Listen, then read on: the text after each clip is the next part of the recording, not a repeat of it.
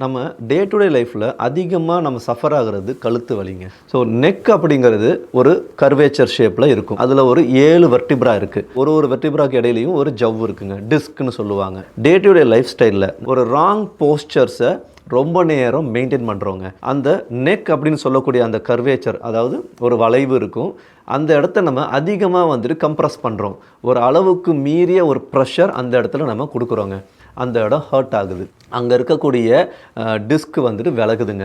ஆரம்பத்தில் கொடுக்கக்கூடியது என்ன அப்படின்னா, ஒரு மசில் அளவிலான ஒரு வலி தான் நமக்கு கொடுக்கும்.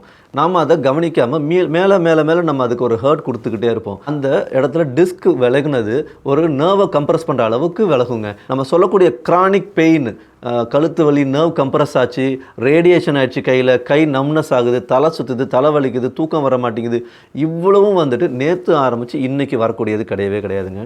ஆல்மோஸ்ட் ஒரு 10 வருஷம் 15 வருஷம்னு சொல்லி கொஞ்சம் கொஞ்சமாக நம்ம அது என்ன பண்ணுறோன்னா அக்ரவேட் பண்ணிக்கிட்டே இருக்கிறோம். அது சொல்லக்கூடிய சின்ன சின்ன வலி எல்லாத்தையும் நம்ம வந்துட்டு உதாசனப்படுத்துறதுனால தான் ஒரு கிரானிக் ஸ்டேஜில் நம்ம இவ்வளவு ஸ்ட்ரெஸ் அண்ட் பெயின்னு சொல்லிட்டு இருக்கிறோம். இதுலேருந்து முழுமையாக குணமடையணும் அப்படின்னா நம்ம ஃபஸ்ட்டு பண்ண வேண்டியது என்ன அப்படின்னா, ஒரு கழுத்துக்கு ஒரு சிம்பிள் மொபிலிட்டி நம்ம கொடுக்கணும். இன் கோஆர்டினேஷன் வித் பிரெத் அப்படின்னு சொல்லி நம்ம பண்ணணுங்க. அண்ட் அதோட நம்ம என்னென்னலாம் ராங் போஸ்டர்ஸ் கொடுக்குறோமோ அதெல்லாத்தையும் நிறுத்திக்கணும். செல்ஃபோன் யூஸ் பண்ணும்போது நம்ம ஷோல்டருடைய ஆக்சஸ்லேருந்து வெளியில் வந்துட்டு புஷ் பண்ணக்கூடாது.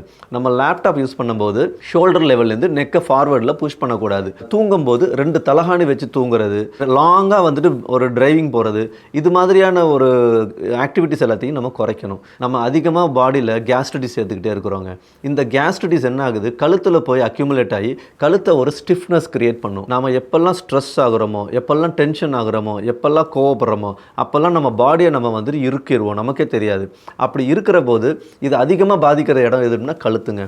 நம்மளுடைய தலையோட வெயிட்டு அந்த கழுத்து ரிசீவ் பண்ணக்கூடிய கண்டிஷனில் இருக்காதுங்க.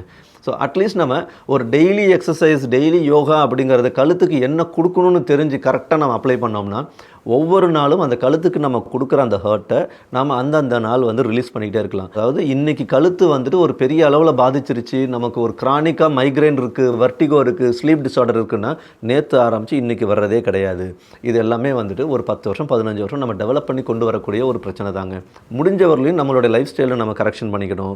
அண்ட் டெய்லி ரொட்டீனாக நம்ம வந்துட்டு இந்த கழுத்துக்கு என்ன மாதிரியான ஒரு ஒர்க் அவுட் கொடுக்கணும், என்ன மாதிரியான ஒரு யோகா ப்ராக்டிஸ் தரணும்னு தெரிஞ்சு கரெக்டாக அதை அப்ளை பண்ணோம் அப்படின்னா ஒவ்வொரு நாளும் நம்ம கொடுக்குற ஹர்ட்டை அந்தந்த நாள் நம்ம ரிமூவ் பண்ணிகிட்டே வரலாம். அப்போது அக்யூமுலேஷன் ஆஃப் டிசீஸ் அப்படிங்கிறது இருக்காது.